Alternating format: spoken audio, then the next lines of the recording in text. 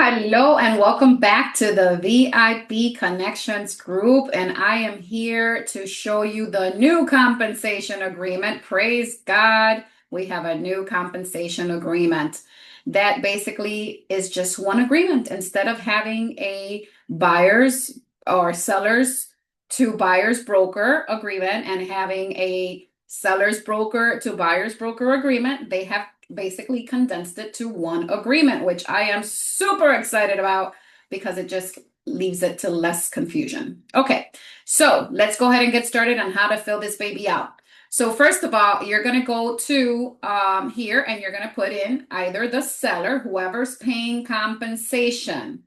Is it the seller paying the compensation or is it the seller's broker paying the compensation?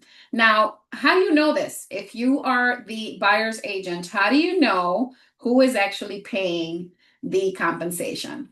Well, you ask the listing agent who is paying the compensation. Is it the seller or is it the listing agent's brokerage? Okay. And then you're going to choose one of these two. Okay. Then obviously you're going to put the buyer's broker, which would be you if you are the buyer's broker. And you're going to put in the property address. And remember, it says buyer's broker, guys. It doesn't say buyer's agent. It says broker. This is an agreement between brokerages, not between agents. So make sure you put in your brokerage information, not your name. You can put your brokerage and then maybe in parentheses, you can put your name, but this is brokerage. All right, property address. You're going to put the property address here. I would put the property address and also the legal description of the property. If seller is checked above, especially if there's properties, maybe in different towns with different legal description, you just want to make sure you're protected. So put the address and put the legal description.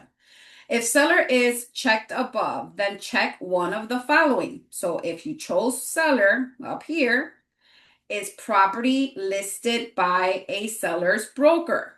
So is the property listed by a broker or is it not listed?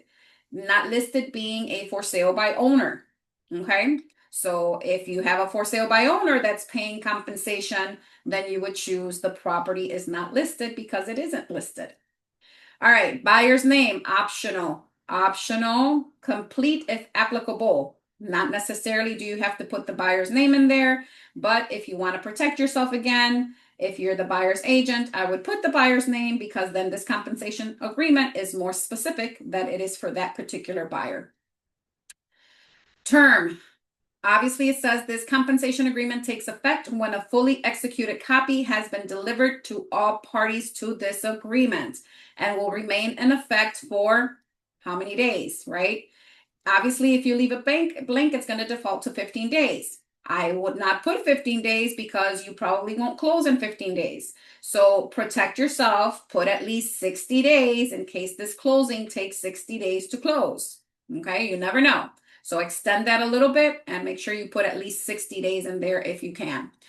All right, buyer's broker compensation. Seller or seller's broker, as specified in paragraph 1, will compensate buyer's broker as stated below at closing of property. If the buyer identified above in paragraph 3 closes on this property and buyer's broker is the procuring cause of the sale of the property during this term, if no buyer is identified in paragraph 3, buyer's broker will be compensated at closing of property if buyer's broker is the procuring cause of the sale of the property during the term.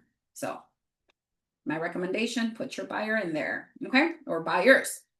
All right, now we're going to have, okay, what is the compensation being paid? Is it a flat fee? Is it a percentage, right? And are you charging anything else? So if there's a bonus that is being given or anything of that nature, you would put it here. So it would be the percentage. And if they're offering a $1,000 bonus, you would put the $1,000 there. Okay. Make sure you're very specific here with the percentage. Okay. I've seen people put $2. Okay. Instead of 2%. So just be very careful. Okay. Put in the compensation and any other terms that you have agreed upon when it comes to this. Okay, so if they agreed to pay your Transaction fee, that would go here, not here. It would go here. Okay, you would put seller agrees to also pay transaction fee or brokerage transaction fee, okay, of 495, 590, whatever your transaction fee is. Okay, so you're going to put that in there. Now remember, if you are with La Rosa Realty, you do not sign arbitration. So this would be left absolutely blank. Okay, so the other thing, guys, if you don't want your client to sign it, make sure that you click on there and assign field to no one, okay? So it's going to give you the option. Right now it is to no one. But if it was to someone here in my list, then obviously I want to click in there and make sure that it's assigned to no one because I don't want them to sign in those initials because we're not cooperating in arbitration. If you're with a different brokerage, obviously that might be different, okay? All right, seller is compensating buyer's broker, then all controversies, claims, and other matters. Again, has to do all with arbitration, which we are not doing. So we are not signing here or initialing here, and we are not initialing here, okay? And we are not initialing here because these are all arbitration, okay? And actually, on here on number 6, which I don't understand why they didn't actually just push this down because it kind of makes it look like you're signing here. I apologize. This is where you're still going to sign or initial because this has to do with this part of the compensation, not with the dispute. The initials for that are actually here. So I apologize for that. It is actually here that you are not going to sign, okay? Here you do because this is actually part of this particular page. And I don't know why they then just push that down to here so it doesn't confuse people. But anyway, that's okay. All right, miscellaneous clauses. Obviously, make sure that you read this. If there's any miscellaneous clauses, brokers' commissions are not set by law, which we already know, and are fully negotiable. So in no event will buyer's broker compensation exceed the amount of compensation in buyer's brokerage separate written agreement with buyer. Remember this, guys. You cannot receive more compensation than what you put in the EBA, the exclusive brokerage buyer agreements, okay? Or exclusive buyer brokerage agreement. So please make sure that whatever you put on that EBA is what is getting paid to you here. If you're getting paid more here, then you have to do a modification to your EBA with your buyer so that way you can be in compliance, okay? So just FYI. And then obviously here, you're just going to have the seller or the seller's broker. So if there's 2 sellers, obviously you would just have the 2 sellers sign. Here, normally it's only 1 brokerage. So if it's the broker or the authorized associate, which now, at least with La Rosa, we can actually sign this. We don't need the brokerage to sign it. So we can actually sign because it does say authorized associate. If it only said broker, then you don't sign. But since it says authorized associate, you can sign.